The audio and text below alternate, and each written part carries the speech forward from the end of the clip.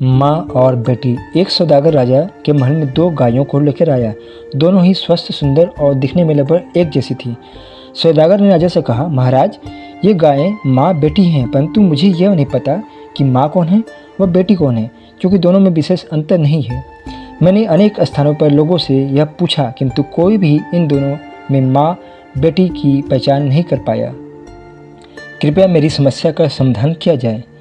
यह सुनकर सभी दरबारी मंत्री की ओर देखने लगे। मंत्री अपने स्थान से उठकर गायों की ओर गया।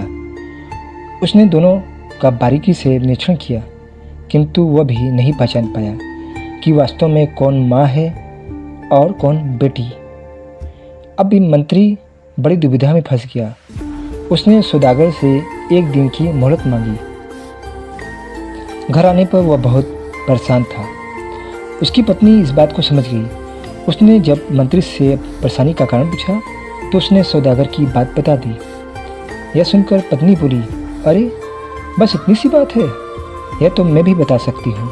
अगले दिन मंत्री अपनी पत्नी को वहाँ ले गया जहाँ गायें बंधी थी। मंत्री की पत्नी ने दोनों गायों के आगे अच्छा भोजन रखा। कुछ ही देर बाद उसने माँ और बेटी में अंतर बता दिया। लोग चकित रह गए।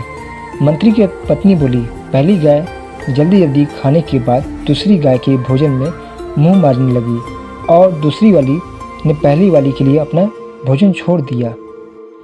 ऐसा केवल एक माँ ही कर सकती है, यानी दूसरी वाली माँ है।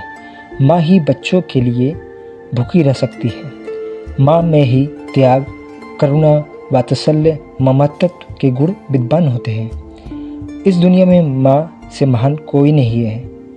माँ के चरणों में भगवान को भी झुकना पड़ता है। माँ ममता का सागर नहीं, पर महासागर है।